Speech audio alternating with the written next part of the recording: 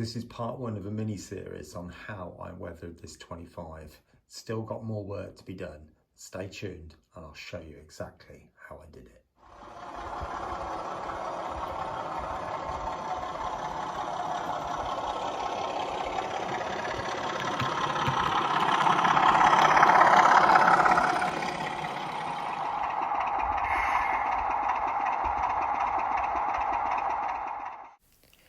Good afternoon everyone and welcome back to Piccadilly Sidings. Now you see in front of you class 25 Tamworth Castle.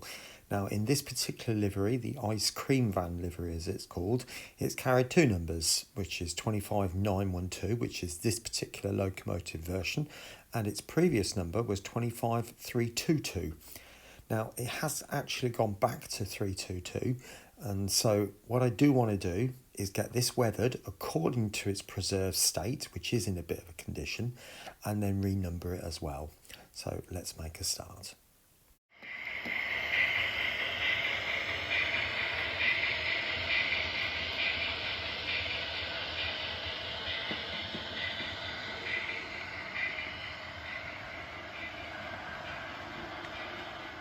Right, so you can see I've got the 25 on the bench, and I am going to remove this number because I want to put 25322 on it, which is what it is now. Now what I'm going to use is some glycerine, just this stuff incoming, that, and also some isopropyl alcohol. Now you might be thinking, well, why am I using the glycerine? Is because it makes it a little bit more slippy. So I'm going to put some isopropyl alcohol over the number first of all, just let it sit, and then put some glycerine on the same cotton bud, if you like. Now I've tilted it towards me, I'm just letting that sit for a short time. Then I'm just going to start gently rubbing over the surface. Right, as you can see, I've pretty much got it all off now. Just a tiny bit left. Right, so there we go. I'm quite happy with the way that's come out. And so obviously I've done the other side as well. So that's all right. Now for the decals, I could go off and buy something from, you know, some of these decal companies. But to be honest, a bit of transfer paper. This is clear stuff. Just put the number on, print it off. That's cost me next to nothing to do that. Well, and into the water.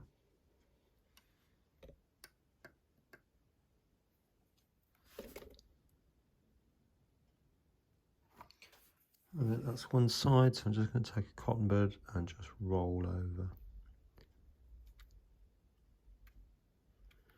There we go.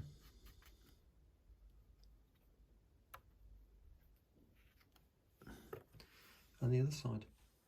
Right, sadly I can't show you a photograph of the real thing because it's not my copyright. I did message one particular person and sadly they haven't got back to me. But what I have noticed is what I want to do first of all is to get the locomotive into the state that it would have been as if it had been freshly repainted. In other words, there was a yellow line running, or a yellow pipe running along the top of the bogies on top of this white one, and it also had white walled wheels as well. Now that means I've got to get the bogie frames off, and looking at these very carefully, it does appear that if I put a screwdriver in there, that will come off sideways. However, it appears if I just cut one side, it should just pop off. And that bit can be removed as well. It's off that side. Oops, there we go. And off that side. And then that could just come off the front.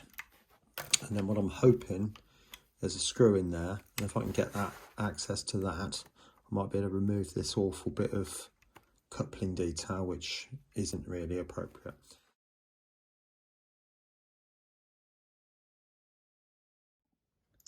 Right, welcome back.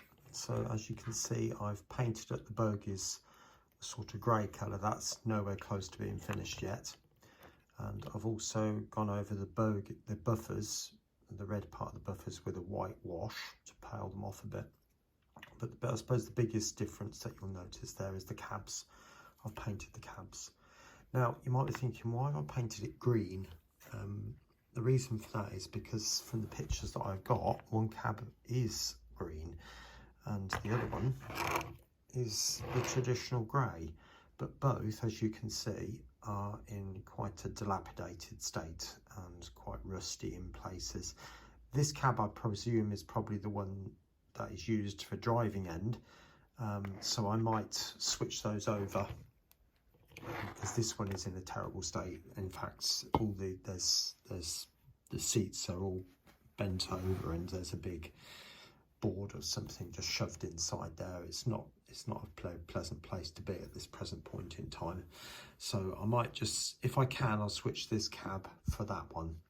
But the next job then would be to start painting up the bogies. As you can see, I've done the wheels, so you can see that they are sort of dirty brown colour, and start applying some brown washes and rust, because there is quite a bit, as you can appreciate. So let's crack on with that. There's some rust on these pipes here. So I'm looking directly at a picture of this. The bogies look as if they haven't really been, or they've been cleaned, if that makes any sense whatsoever, because, you know, they just don't look that dirty as such. They look rusty, but generally grey, as if the black has just faded. What I'm going to do is put a bit of a white, well, a grey wash over them, type of thing. Looking at the battery box, it's a very similar affair. You've got rust on this part here.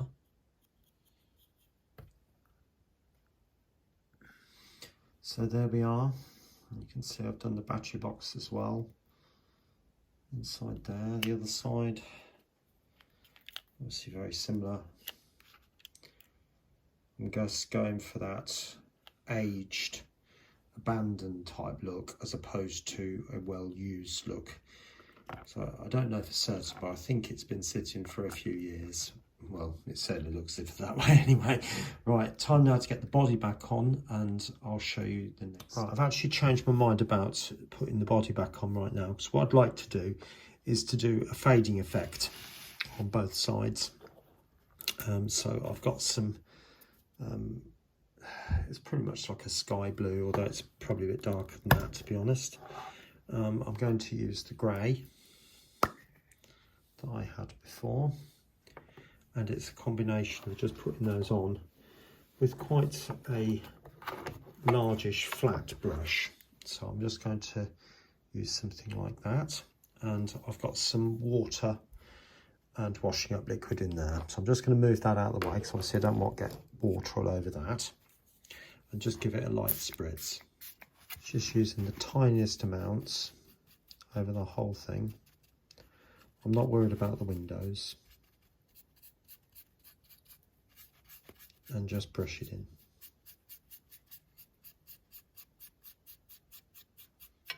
It really is a case of just working it in and then rubbing a bit off. And then before it dries, just sort of wipe it down. And I'm going down. It's just a case of going one way then the other, and just work the paint into the blue. Keep spritzing every now and again, and just keep going until you're happy with the result. Right, next up I'm going to start thinking about replacing that head code. So just using the scalpel, I'm literally just going to pop it in the gap underneath and just prise it out like that, and there we go. And then inside here you'll see there's a piece of, which looks a bit like vinyl, which has literally just been stuck in, so that'll just need a little bit of prising out. There we are. can see. Okay, so I'm going to get those printed up. And so what I've done is I've measured it, which turns out to be 15mm by 5. And I've done the 2 head codes that are either end. You can see there's 8T25 and 9T15. And I've cut one out, and all I do is just place it inside there. I will then put the plastic glazing bit back over the top, and obviously I've still got to do that end as well. And I did print it on best print so that the black would be the blackest it could be. If it's not quite right, what I'll do is turn the iPad into a light box like that, and then turn it over, and you can see the images from behind. So all I do then is just go around with a pen and just colour in the bits that are not needed, and then try again. But I've got a feeling it probably will be all right, but let's see how we go.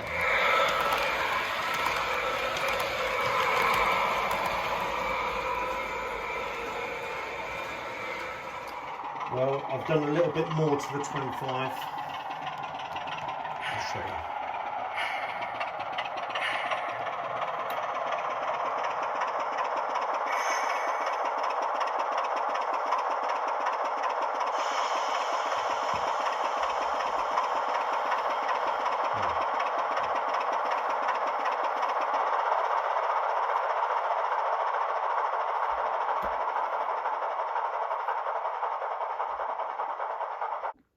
Right, so what have I done then in this particular video? So since the last time you saw, I've fitted these snow plows. Now, Hellion claimed they come in the box, although mine didn't have any. Maybe because the 912 version didn't have them, I don't know, maybe that was the case, but certainly 322, as it is now, certainly does have these end pieces, doesn't have the centerpiece. So what I did was I just 3D printed that and then glued it on. I've also added this pipe that comes around here, and that was a little bit of a nightmare to get that to stick on. It does come in 2 versions. You get one with a kink in it, which is suitable for the use with the snow plows because it kind of loops over the top of the snow plow, and then there's the standard basic loop. I also repainted these buffers. You might remember that they're actually more of a chromy finish, the standard metal finish that comes straight from the factory. But to be honest, this locomotive, they're more aluminium painted. So I've done that both sides. I've left the actual bar and obviously splodged some black paint on there to represent the grease that would come on. Now the head code, I'll just turn that off so you can see that does work quite nicely, and I'm really pleased to say that that doesn't have any light bleed whatsoever, so I'm really happy with that. So I don't need to turn the light box into the iPad into a light box. The best print on the printer just does it, and I've only got a basic printer now, you know, so if mine does it, yours probably will as well. What I did was I did replace this because there's a part there where the S comes down and I didn't put that on the previous part, so I did it again. I've also renumbered the locomotive now, as you can see, it's 25322. The bogies, now the bogies have been repainted, as have the wheels. You might notice just the wheels first, they've now got white walls, and I painted the centre, the track brown colour if you like, but then I took a watery version of that and then went over the white so that it looks like the track dirt is actually starting to cover that. And then I went over the whole of this bogie, just painted it grey, sort of a mid to dark grey, and then sort of street whitewash or grey wash over the top, and then put rust in varying places according to the photographs, okay? And very, very similarly with the battery box, if you can see that too. All right, and then the body side, if you remember, I took a very pale grey and a mid to sky blue spritzed the side of it with water and then splodged on varying blobs of it, and then literally just worked the paint out side by side, up and down, left and right, up and down, left and right. It took a few minutes to do it until you get this sort of faded effect, and then I just rubbed some of it off, then I start again, up, left and right, up and down, left and right, up and down, and so on and so on and so on, and you end up with this sort of lovely streaky look, although it's not really showing so well on the camera, to be honest with you. But I'm really pleased with that. I will show you the other end, and just to prove that the headco box works at this end as well. So again, I'm really quite pleased with that. One thing I did do, actually, the actual model comes with cab lights. Now, the way Helen have done it is they've have the same bulb that controls this light controls the cab light. So in other words, the cab light is on when the locomotive is going around the track. So it didn't really work for me, I'm afraid. So all I did was get a piece of insulating tape, electrical tape, and literally just put it over the back of the headco box, and that stops the light going into the cab then. Some of you may choose to do that, some of you may not, but again, it's entirely up to you if you choose to do it. But I'm really pleased with that. You can also see I have fitted these snow ploughs again to this end. I've just had a dirty wash put over those, so it's a brown wash and then white bits streaked over the top. I've done the buffers as well, and you'll also notice that I've then tucked up the coupling. So I did notice that the bar from this tension lock coupling was getting in the way a little bit, so the easiest thing to do is just take it off. Most trains can run with one coupling or one bar, and to be honest with you, when I'm using really old Hornby stock, sometimes the bars are different lengths, and you know, it just makes life a bit easier if one bar can couple to a different system. It just makes it work a little bit better, I find, anyway. So what needs to be done? On the next video, the roof needs quite a lot of attention. There's lots of peeling patches and spots and rusting all around these vents. They need to be highlighted. The vent, the grill, the fan needs darkening down. There needs to be the plume of smoke that comes out across the top. These vents across the top here are incredibly rusty, so I need to do that as well. And then down the body side, particularly these areas down the front here and down here, there's rust patches, and these vents are incredibly rusty, particularly this one. And so, you know, varying things need to be done to the side of that as well. Anyway, hopefully I'll get that video out for midweek. We'll see how it goes. But in the meantime, you just take care of yourself, and I'll see you again very soon here on Piccadilly Sidings. Bye for now.